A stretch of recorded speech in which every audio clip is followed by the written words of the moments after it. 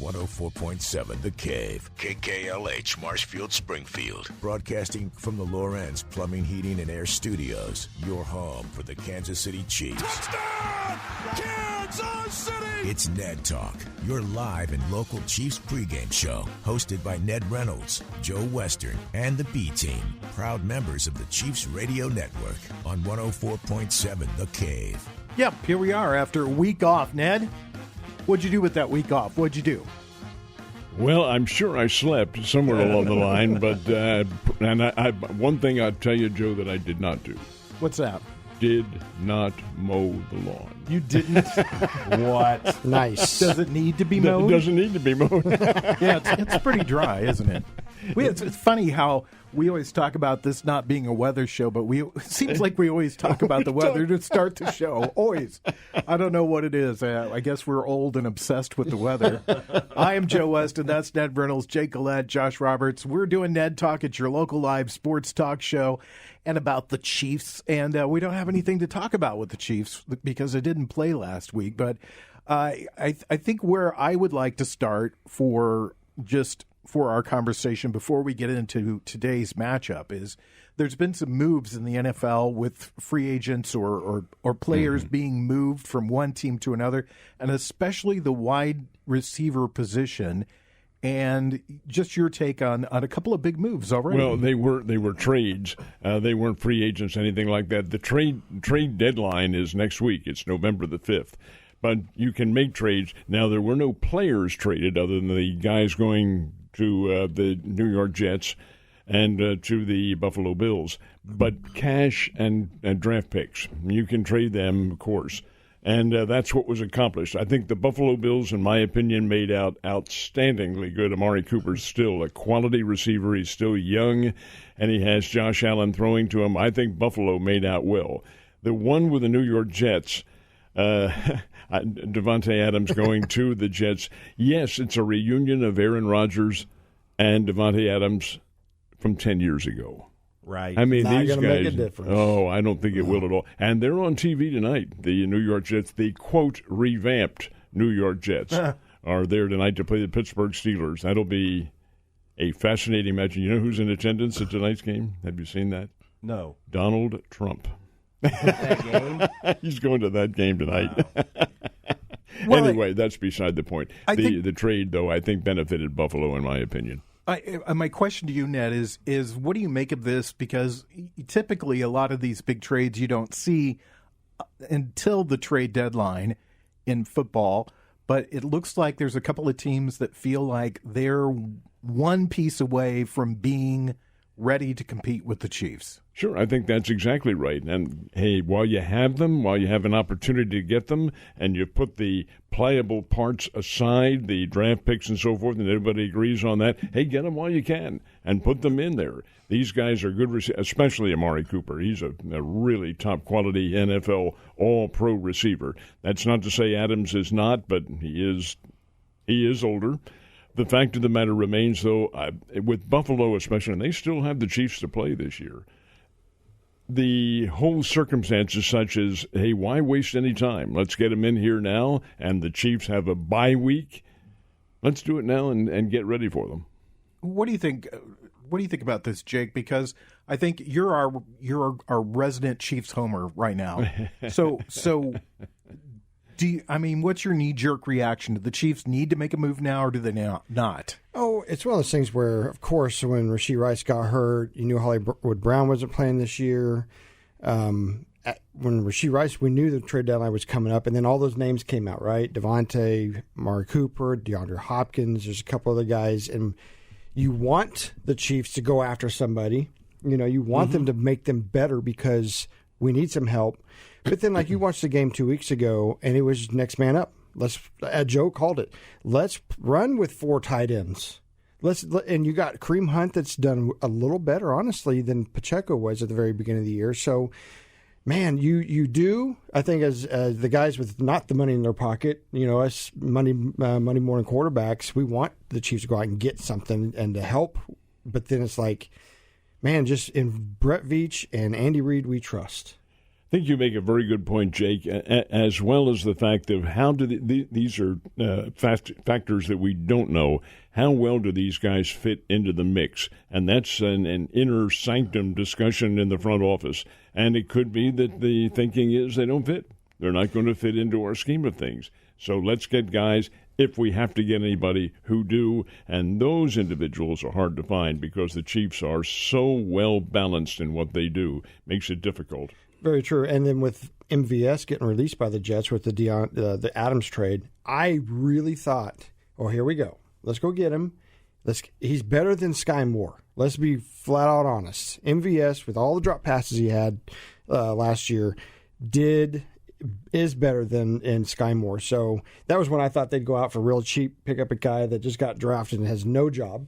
Hey, come over here for $20. Let's play some football. So right. Well, they did would you choose Schuster-Smith, and it's worked out for them. I mean, he played a very impressive game 2 weeks ago. He looked he looked really good, and I've always thought that he was a very good fit for the Kansas City Chiefs because he's a guy that can go up and get the ball as opposed to some of the other guys that the Chiefs have always had really smaller sized wide receivers, and he's a guy that can go up and get the ball. And you can see he still has speed.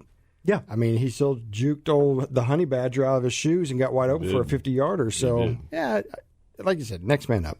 Yeah, you Josh, you were very down on Schuster-Smith or Smith-Schuster last week. Yeah. You were a couple of weeks ago when we did the show. Good for him. Whatever. I mean, do you want your crow? Do what? How do you want your crow cooked? How do I want my crow cooked? Eat it, buddy. I'll just eat it raw. That's fine. There you go. Hey, you know what? I'm glad the Chiefs are winning. Yeah, I mean, whether it's ugly or pretty, they're still undefeated. They're still winning games, and it just I love the fact that we are able to talk about the what ifs with this team. Like, what if their offense scored 40 points in a game? How bad would they blow somebody out? Because their defense is stellar, and their defense is shutting everybody down. So it's putting them in a position. It reminds me, honestly, of the year that Baltimore won it with Ray Lewis and that defense, because Ray Lewis told Trent Dilfer, who was a journeyman quarterback, if you get us 14 points, we'll win every game. And they did. And they did. They were good. And this defense, I believe, is as good as that defense. It's interesting you bring that up, too. In reading one of the previews on the game, the guy who was an apologist for San Francisco said, I really think the 49ers are a better team. This is how he wrote it now. I think the 49ers are a better team. They're deeper. Chiefs have had an awful lot of luck this year. Well, wait a minute. Look at the people who've been sidelined. That's luck? Yeah. Well, they've had some calls that may have benefited them and so forth and so on. But in looking at and reading that statement, I'm thinking, wait a minute. How in the world can you justify a team that is 3-3 being a 1.5 to 2 point favorite over a team that's undefeated? Right. Hey, folks, they're 5-0 for God's sake. Come on. Yeah, I mean, it goes back to our conversation we had 2 weeks ago. We're picking around the edges with this team. And there's a lot of comments that have been going back and forth in the press, in the media, whatever you want to call it, where people are going, what's wrong with the Chiefs? What's wrong with Patrick Mahomes? What's wrong with Travis Kelce? I saw one article that said that Patrick Mahomes is a game manager now at this point in his career. Your take on that, Ned? Game manager. Well, I do think Mahomes is the coach on the field. I'll give him credit for that. And I think he is making the calls, and his scheme of things is a little bit different from what it has been. In my opinion, it's because he does not have confidence in all the receivers like he used to with Tyreek Hill and the others who he had going in there, and Kelce. Now, Kelce's just as good as he has been. I don't buy this stuff that let me backtrack on that. He may have slowed down by half a step, but he's still a quality receiver. He's still finding the opens and the zone defenses, and he can create his own, and he's still a pretty doggone good blocker out there. But Mahomes, I don't think has the confidence, and you don't see him. He does scramble. He will, run out of the pocket and try to find some, but it's nowhere near what it used to be. He's relying on that pocket to throw that ball now and look for somebody, and that's why they have gone to the running game, in my opinion. Sure. And Kareem Hunt, you mentioned it, Jake. I mean, here's a redemption story that's happening right in front of us. Hopefully he won't get hurt and he'll be able to contribute throughout the whole season. And I say that with fingers crossed because they've had trouble keeping these guys healthy, especially the way the Chiefs run the ball. I've said it before and I've been critical of them before, and maybe I should be eating my crow too, is that at times they are between the tackles sort of football team, and that works well for them. They are able to get 5-6 yards a carry with nobody that's really a household name outside of Kansas City. I mean, people aren't sitting around going, oh, I wonder what Clyde Edwards-Helaire is doing today. I wonder what Samaje Perine's doing today. These guys are being more than serviceable at what they're doing and creating a very good run game for the Chiefs. Oh, yeah, no, 100%. And we've got it made in the shade, I guess you could say. We're so fortunate to be able to pick up players like they have that want to, come back and play for the Chiefs, and that they've been welcomed back like Kareem Hunt with an open arm. Come in, let's make this happen, redemption story. But at the end of the day, they needed somebody. They made that one phone call, and, man, he has made a difference. Yes. It's like we haven't even really lost out on Pacheco. And I hate saying that because Isaiah has been a great player. And I look at him kind of like I do Clyde Edwards-Helaire as one of those guys that just wants to play his role for the next 10 years. Just don't let me go. I want to stay here because that's what CEH has happened. He's just one of those guys somebody comes in when he needs him, and if he doesn't play all game, he doesn't play all game, but he's just happy to have a job. And Kareem Hunt has filled that role for Isaiah. But, man, can you not wait when Pacheco's back to have those two? Like, you're going to go Carson Steele who? You're going to say CEH who? You've got the 1-2 punch and the best quarterback. It's going to get fun.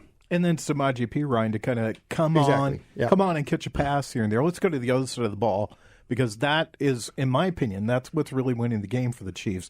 And Josh, I want to see if you agree with what I've seen.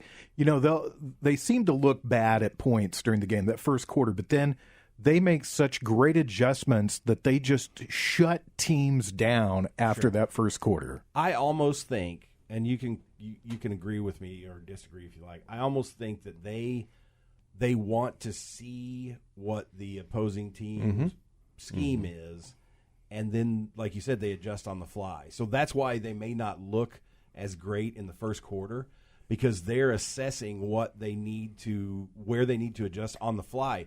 Instead of most teams have a defensive scheme that they're going to run to try to stop the offensive scheme, and then they may make adjustments at halftime or during a quarter break or whatever. I feel like the Chiefs' defense is like, we're so good, let's do your thing. We saw what your thing is, now we're going to stop it. When you see who they have back there on defense, you can understand that there's a lot of viability to that. Yeah. You have Chris Jones, you have Bolton. These guys are solid defensive players. They're all pro types. And I think your statement's pretty accurate. They're waiting to see what kind of an attack they're going to have. And then Spagnuolo has such control over that team that he can get defensive sets. And their talent level is so high that they are able to just shut teams down once they see what that team's trying to do. It's impressive. Mistake, it is the defense that's winning for them. It's not offense. The defense is keeping them in games. The defense is getting big turnovers. Yeah, this defense is attacking. What we forget is how young the defense is. Right. Which means they're quicker, faster. They're in their prime, right? Oh, yeah. But, man, they are so good. And the Chiefs have had that record of the youngest team out on the field when it comes to defense, and it hasn't mattered the last 2 years. Super Bowl, and here we are going for a third. Yeah. It's Ned Talk on 104.7 The Cave, your local live sports talk show. We take you up to the Chiefs pregame show, which is at 2, so 45 minutes away. Ned, sitting around last year at this time, everybody was talking about L'Jarius Sneed and how he was the best shutdown corner in the NFL. Yeah. He's gone now, and now the Chiefs have the best shutdown corner in the NFL in Trent McDuffie. And McDuffie is playing great football. Oh, yeah. And he is underrated, believe me, because he is face-to-face with most of these guys and knows the particular techniques that it takes to play defensive back. It's not an easy position, folks. And when you consider the quality of receivers that he's facing, these are all guys who are quick and strong and all pros and all this sort of thing, and he is staying with them. Now, the rest of if the Chiefs have an Achilles heel to them. I think it's the deep defensive backs that they have, the safeties and so forth and so on. But they can be beaten. And if it's going to happen, guys like George Kittle and people like that in San Francisco will expose that. But having said that, I don't think it's going to happen. I think the Chiefs are going to have a big day. And the beauty of that is their quarterback has to have enough time to throw it that far. And they won't. And that's where the 8 up front are not allowing. No. So sometimes when you watch a football game, especially old school football, you'll see an offense just wear a defense down. Mm-hmm. And for the Chiefs, it's opposite. You see the defense just wearing that offense out, just wearing them down to where those guys are just exhausted chasing those guys around the field. Well, when you have a guy like Chris Jones leaning on you in every game and some of those others, you're going to get tired pretty damn fast, let me tell you. Well, he really benefits from Karlaftis. I think Karlaftis is very underrated because he's coming on the edge every time, and he may not get to the quarterback, but he's definitely flushing that quarterback and causing him to step up usually into the arms of Chris Jones. Yeah.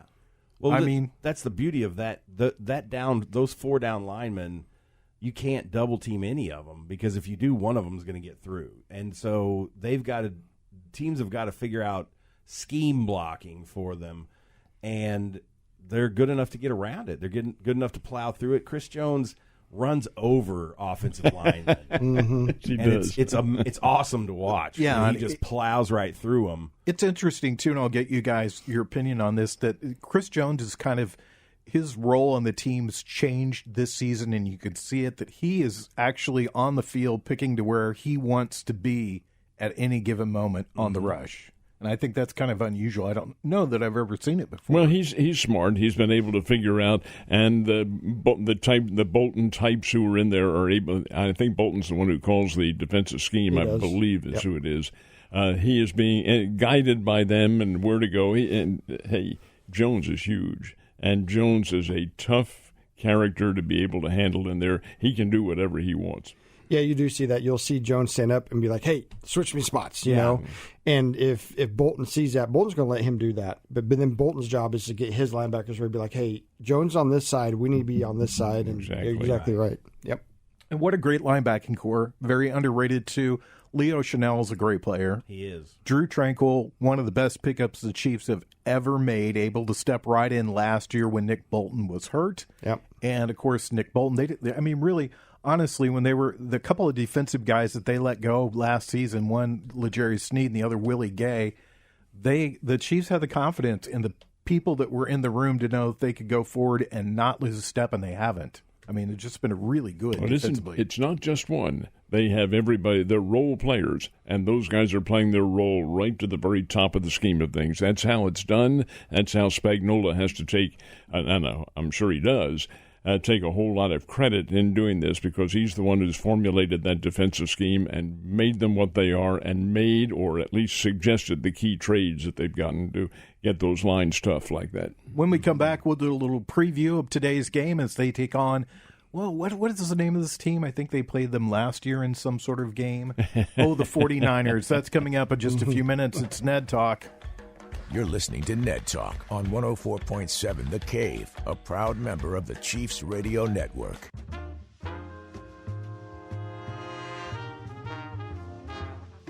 Back to Ned Talk on 104.7 The Cave, a proud member of the Chiefs Radio Network. 35 minutes away from the start of the Chiefs pregame show with Mitch Holtis, Dan Israel. Whole other host of individuals, including Art Haynes. So stick around for that.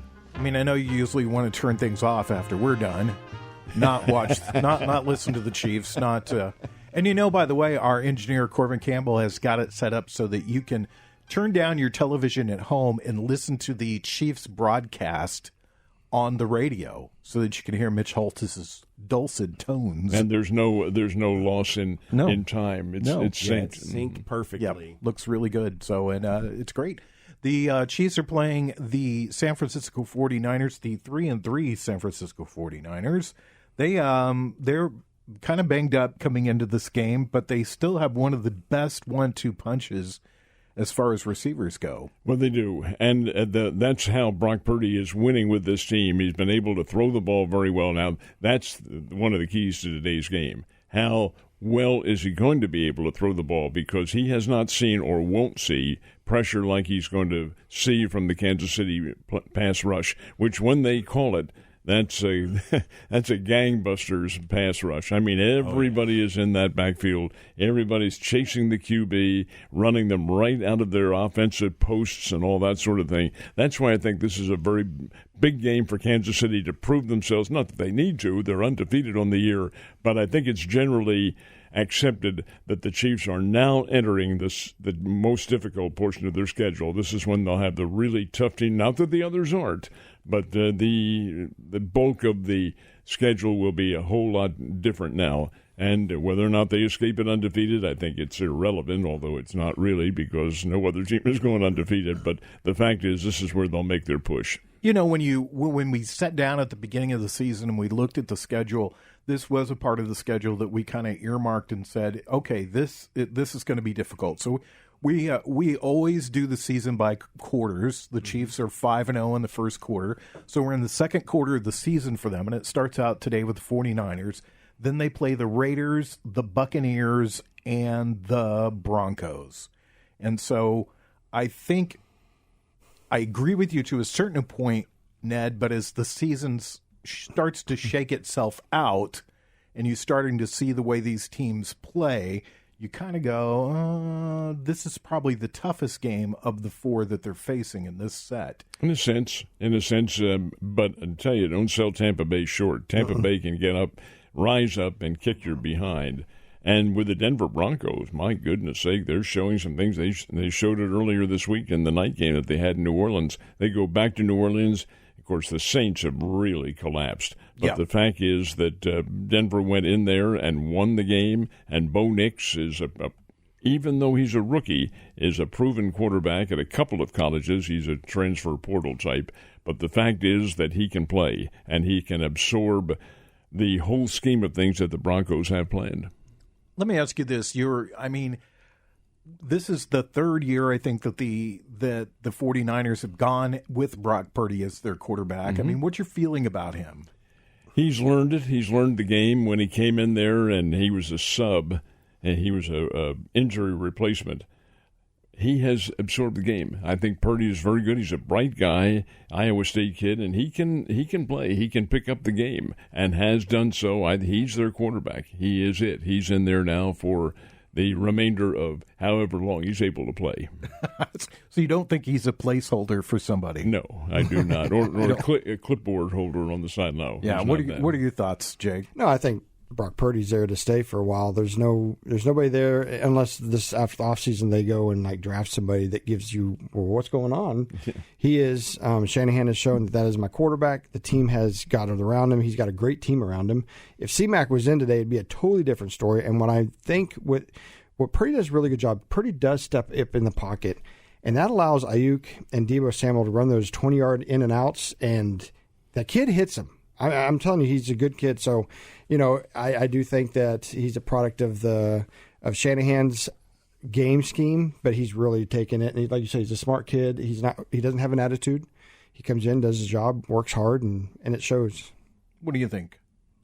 I think he's there to stay. I think that they're pinning their hopes on him, and he's giving them some good results. I think their record doesn't indicate how capable they are of winning games, because I think they are a lot better than what their record shows, but injuries and things like that always are a factor. But yeah, I think Purdy's their guy. They're not going to go with anybody else unless, like you said, there's some stellar quarterback that comes through in the draft next year or something. But right. Well, we it's talked not going to be Jalen Milroe. Well, we talked about this, or I mentioned earlier. They have on the edge Deebo Samuel and Brandon Ayuk. They're two of the best receivers in the NFL. Yeah. And then they also have George Kittle, who's probably the second best tight end in the NFL right now behind Travis Kelce. And then when healthy, they have the best running back in the NFL, and that's Christian McCaffrey. So, and I say that about McCaffrey because he's really more than just a running back. He's a Swiss Army knife. Yeah, he does just a little bit of everything, but he's also been banged up a lot. And then they've got Brock Purdy, which is not been somebody whose name's tripped off the lips of pundits when talking about quarterbacks. And you see people like that. You see people that rise up when they get to the NFL because something clicks. But, Ned, you say this all the time, that if Patrick Mahomes had been drafted by the Chicago Bears, maybe he'd be on his second team now. If Brock Purdy was playing for a team that didn't have the weapons that San Francisco has, would he be chasing his tail all across the field? Well, I think you can probably say that for almost everybody, how that would fit into the scheme of things. Don't sell the running backs for San Francisco short. They have the kid from Georgia Tech is in there. Lance, what is his name? Is it Mason? I think that Jordan Mason. Jerome Mason, or whatever it is. He is a solid runner. And then they have Guerrero, the kid who has come on out of nowhere and picked up the ball and run it very well behind a fairly good offensive line. Now, I don't think they're a great offensive line, but they do have running backs to supplement their attack, but it is a passing attack. And when you have the likes of Deebo Samuel in there, you have a primary all-pro receiver who can do some real damage to you. So you can't sell San Francisco short. They can play the game. I just don't think they're going to today. I think what's being sold short is Kansas City's defense, which is winning for them, and that's what we talked about earlier. But, hey, San Francisco is a capable football team. One of the guys chasing Patrick Mahomes today is got a familiar name, not maybe as familiar as his brother, Joey Bosa, but Nick Bosa is a very good football player. He is, and he is the brother. He's Joey Bosa's brother, and he, against the Seattle Seahawks last week, he was in their backfield most of the time. He was creating all sorts of disturbance. It's something genetic in that Bosa family, I guess. They're born to get in there and raise hell, I guess. Maybe they had attached some meat to the back of somebody that they were chasing in the backfield back there where they were growing up as kids and just trying to get the football from them. Should be. I mean, it's a really interesting matchup. I guess I'll go around the table and ask all you guys this. I mean, do you think that either one of these teams are looking at this game as though, well, we've got something to prove coming out of this game? You're on. Go ahead. No, in my opinion, no. It's a midseason game. It's on the schedule. Is it a rematch? It is a rematch of last year's Super Bowl. Is it really? Because you have different personnel, you have different game plans. So, no, I don't think the pros look at it like that at all. I think they're in there, hey, we got a game scheduled today. We need to get out there and win this game. Period, exclamation point. Let's just hope nothing happens. This is a personal game for the 49ers. They have lost too many times in really big games to the Chiefs. What are they, 4-1 and they and 2 in Super Bowls. So let's not. This is personal for Shanahan. You don't think he's in his guys' ears? I hope they don't. God forbid they come out and try to hurt people. But no, this is one of those games that they really, really want to win, and it's going to show. I think Shanahan's going to have his guys ready, and the Chiefs need to have their A game to win this one for sure. What do you think, Josh? Oh, I think it means more to the 49ers right now than it does the Chiefs. I mean, the Chiefs want to win and keep that record going and keep that momentum going. But because of last year's Super Bowl and the history that the 49ers have of not being able to get over that Mahomes hump, I think there's a little more to it for them than there is for the Chiefs. And so I think that factors into the psyche of the players. I think 49ers will probably be a little more hyped. Not that the Chiefs won't be. I mean, the Chiefs are professionals. They're winning. They're undefeated. They've got a goal in mind, and they seem to be singularly focused on that goal, which is great. If you're making a mental comparison to players in college as opposed to the professional players, I don't think it's fair to make a comparison like that because the college players, it's rah-rah, win one for old Siwash here, and the pros, where's my next paycheck coming from? Get it over here. Yeah, and that's what it's about, guys. It's a money game. I agree with you. I mean, it is a money game, but I also see the way that some of these guys – I mean, there's a lot of bravado in the NFL, but when you see a team that loses in the Super Bowl or loses a big game or a player that's been with a franchise for a long time get traded or cut, you see tears. Yeah. Because there's a couple of different levels of this whole thing. Mm-hmm. So I think I'll just going to throw this out here before we go into the commercial break. And I think if you look at the Chiefs' schedule, this is not a bad place for them to take a loss. I hope that there's none of this. We're talking in 5 weeks about the Chiefs being undefeated, and will they go undefeated? Because I think that's bad juju. No offense to Mr. Smith. Pressure. No offense to Mr. Smith, but a lot of pressure. So unneeded pressure for sure. Yeah, unneeded pressure, unneeded stuff to talk about. When we come back, we'll talk about stuff like, baseball and college football and the teams that are already tanking in the NFL. We'll talk about that. Here. On Ned Talk. You're listening to Ned Talk on 104.7 The Cave, a proud member of the Chiefs Radio Network. Back to Ned Talk on 104.7 The Cave, a proud member of the Chiefs Radio Network. About 18 minutes away from the start of the Chiefs Radio Network game broadcast, pregame show, whatever you want to call it. Whatever you like to call it at your house. You call it that. I'm not going to tell you what to do. Anyway, it's worth listening to because those folks know what they're talking about. Oh, yeah. And it's funny how many times, I don't know if you guys listen to it as you leave here, but it's funny that they talk about many of the same things that we talk about on the show. Because they're listening to us and taking our yeah, ideas. I know. They're plagiarizing That's our right. show. Well, sometimes I think, we're having a silly conversation because Ned makes me feel silly quite a bit. That's But rubbish. on I purpose. do not either. Come That's on. you feeling that way. Way to blame the victim, Ned. I just, but they're talking about the same things we are, trades and why are things not right? And, is Patrick Mahomes a game manager now at this point in his career and that sort of stuff. So listen to it. It's a lot of fun. They're professionals at what they do. And we enjoy listening to them, and we enjoy talking about sports, and we thank you guys for being with us. Let's go to college football really quickly and talk about that. Yesterday, I'm sorry, Josh, we have to talk about this. That's okay. You got beat by Tennessee. What happened there? Don't tell people you didn't watch the game. Tennessee's a good game. Good team. Tennessee is a good team, but Alabama's offensive line is in shambles, and Jalen Milroe is not Patrick Mahomes. So when he scrambles and tries to make plays, he's throwing interceptions and making bad decisions. That's what's wrong with the offense.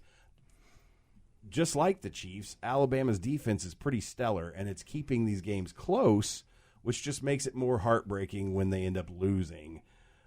But that's the problem. Their offense sucks, and Milroe is not able to make the plays that have made him a potential Heisman candidate because he's scrambling for his life. Your bold prediction about coaching. I don't think DeBoer will be here at the end of the year. Rubbish. I think he's one and done. No. And I will tell you why, and Ned will not agree with me, but in the historic Alabama lexicon, you cannot lose to Tennessee, LSU, or Auburn. And he lost to Tennessee. So the fans will want his head. Josh, you have to understand that this is a new coach with a proven track record. University of Washington, Fresno State, down in the lower levels of the NAIA, he's won championships everywhere. I agree with you, Ned. But the fact is, he's going into a new scheme and taking over for a veteran head coach who'd been there for many, many years and won all these championships. You have to expect some level of understanding and change that's going to happen. No, he won't leave after That's this not year. how the Alabama fans work, though. And They're hardcore. There's but an expectation level that he's not meeting. But they signed him to a long-term contract, and they would have to, not that they couldn't afford to do it. That's happened before with Jimbo Fisher at Texas A&M and things like that, but not with this guy. DeBoer is, I think, a very good coach and kind of learning his way in the best conference in college football. You have to give him a little time, and the fans will. I hope you're right. I was going to ask you who you thought the number one team in the nation would be, but it's too late. It's already been announced. It's Oregon. Yeah. Oh, it was Oregon. Yeah. Well, yeah, Doesn't Oregon surprise me. goes to Purdue on Friday night, and I think they were 27.5-point favorites, and they win at 35-0. They cover, Yeah. and it could have been a whole lot worse than that. Oregon is very, very, very good. How good remains to be seen because they are a Big Ten conference team now. They'll probably, if they continue on, they've already beaten Ohio State once, and now they'll probably play for the Big Ten Conference Championship and a berth in the National Championship playoffs at 12, which he'd probably get a bye out of that. But Oregon's a very, very good football team. And then right on the scale, you have Georgia, probably number 2. They are number 2. They got 2 first-place votes. Who are those people? They write for the Atlanta The Austin Times Herald or whatever they call them. Yeah, Atlanta Sun. But the fact is that all those teams, any of those top 10 teams can beat anybody else. They're just really quality football teams. So what did Alabama drop to? They are 15th in the nation. Here's the one I don't get. Ohio State's number 4. Who's 3? 3 is Penn State. They're undefeated, 6-0. Ohio State's undefeated. No, they're 5-1. They lost to Oregon. Yeah, Oregon beat them. But then, I mean, that would make sense why they're so high. They haven't played anybody and either. Penn State plays Ohio State, I believe, next week, if I'm not mistaken. Where's Indiana? Indiana is 13th in the nation, just outside of the bowl. And you know who? They're 7-0. Mm-hmm. They're 7-0. They've beaten good teams. Yeah. Who's in the 12th spot? Notre Dame. They're always there. With one loss. First game of the year. But it wasn't first game. It was the second one. Yeah, because they beat Texas A&M in the first game. You're right. And then they came back and lose to Northern Illinois. Yeah. I'm so excited. I get to say this sportscaster thing. If the playoffs were to start today, Oregon, Georgia, Penn State, Ohio State, Texas, Miami, Tennessee, LSU, Clemson, Iowa State, BYU, and Notre Dame. Okay. Real quick, because there are a couple of things I want to talk about. Let's go around the room. Will Alabama be in that top 12 by the end of the year? Yes or no, Ned? Yes. No. God, I hope so. I said quick. Well, it's a yes or no question. This is how we do it, folks. Yep. Nope. Well, maybe. I'm definitely a maybe right now. Missouri State won big yesterday. Where are they ranked at in the? They were 25th to begin with. Then they went up to about 19 or 18. This is FCS. Last year in FCS. And Missouri State plays well. They're a quick strike offense. Quarterback Jacob Clark is really good, has wonderful receivers. Running game, Jacardier Wright is former K-State running back. He's playing very well. Nice. They have a good team, but at the end of the season, you have North Dakota State and South Dakota State. South Dakota State is here. That's in Springfield. It's the last game of the season. You would really hope that a big crowd turns out to see this. It may be 4,500 or 5,000. I'm down on Springfield. We should have had a big crowd yesterday. Beautiful day for football.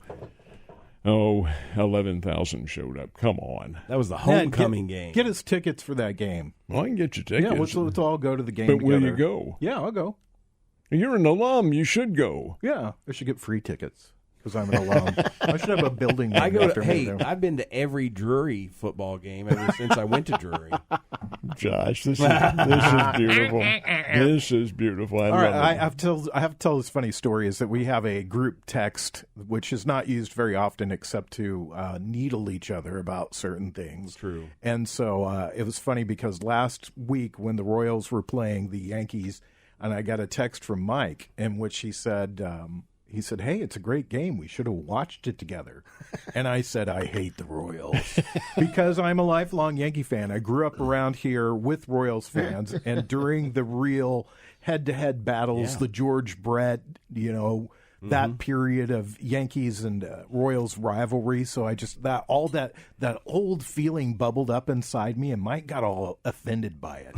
He did. He's got his feelings hurt about it and everything. And then I said, "Look, you're a casual baseball fan. That hurt his feelings even more." And then Jake said some things, and then it was on. It was on like Donkey Kong. But my Yankees back in the World Series. They won impressively last night on a Juan Soto home run. First time they've been back since 2009. 2009. Wow. Oh, my gosh. It's hard to believe it's been that long. Yeah, but the statistic is, 41 American League titles. Yeah. That's almost a third of all American League titles. That's why they're the Yankees. Gone to one team. They are the most storied sports franchise in history. And they get a long week rest. They'll be able to set up their rotation any way they want it to now at this point. Especially if the Dodgers win tonight against the New York Mets. Now, the Mets have gone into Los Angeles and talking big. We're going to take the next two games, and we're going to be in the World Series. It'll be a Subway Series. Except, is there a Subway service out to where the Mets play? I don't know that. I'm sure there is. There's Subway Uber Series. How about Uber that? Series. Uber Series. That's what it would be. But I don't think that's going to happen. I think the Dodgers win at least one of the, if there are to be 2 games. And if the Yankees lose, I'll go mourning for a whole year. A whole year. I'll wear nothing but extra black. You're already wearing a black hat. I know. All right, when we come back, we'll take our picks for today's game. It is Ned Talk on 104.7 The Cave.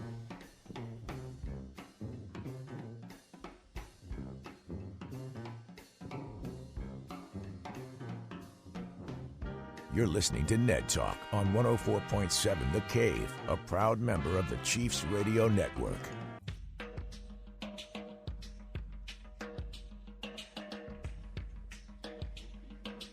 Back to Ned Talk on 104.7 The Cave, a proud member of the Chiefs Radio Network. There are 2 undefeated teams in the NFL right now. One, your Kansas City Chiefs. The other, the Minnesota Vikings.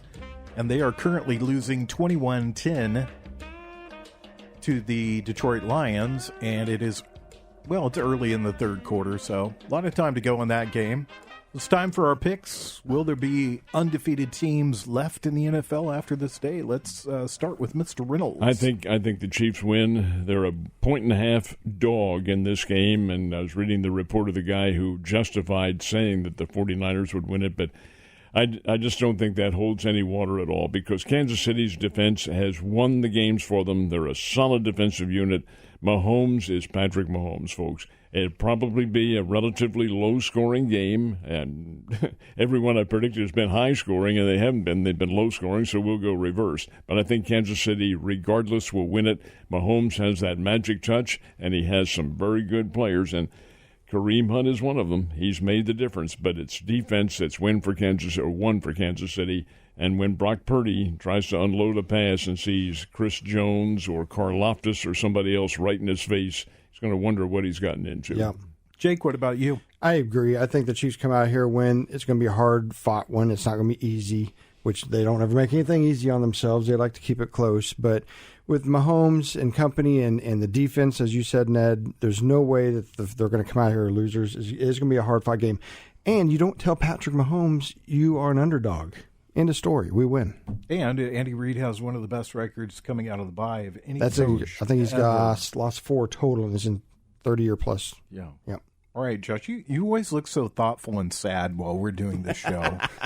But you're not a thoughtful. You are a thoughtful guy, but it always. I'm looks not sad. You just look sad while we're doing the show. My contemplative face is a sad face. You're thinking. What are you thinking about? I think the Chiefs are going to win this game. I think, again, I agree with these guys. I think it's going to be closer than it should be. I think the Chiefs are a better team.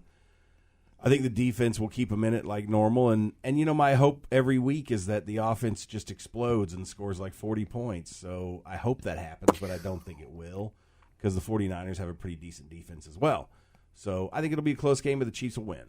All right, here, Did we just hear something definitive from Josh over there? Yeah, maybe. He said hope at the beginning of that. He did say hope. I did hear that. So, I'm going against my gut all season long. That's what you are doing, yeah. So my gut is telling me that the 49ers are going to win this game, and it will be a close game. So I am picking the Chiefs to win by a wide margin. I'm going with 36-12. Ooh, I like that. Wide, that's that'd be smoking. Nice. Yeah, well, nice. I mean, four field goals for the 49ers. My gut just says that that it's going to be a close game and the 49ers are going to win it. So I'm going opposite of my gut. We don't like each other anymore. We've had these conversations about ourselves. Who's your player? IBS. Who's your player of the game, Ned? I will say, how about either? I'm going to pick 2 of them, either Chris Jones or George Karlaftis, with a nod toward Nick Bolton. Okay, what do you think, Worthy? Jake? I think Worthy has a breakout game. What do you think? I'm going to say Kareem Hunt. Ooh, really? I think he'll run for 150 yards today. Interesting. I like that. I like these bold statements. He's one about Alabama. Well, I don't know. And I'll take the easy road. I think it's going to be a Harrison Butker game, and he'll have a big game. He'll kick a couple of long field goals. Nice. Hopefully, you keep his mouth shut after that. It's Ned Talk. Your political leanings are not accepted on this show here. No, they're not. We're a non-weather show and a non-political show. That's right, but, sometimes some things deserve a comment. We'll see you guys next week. It's Ned Talk. KKLH.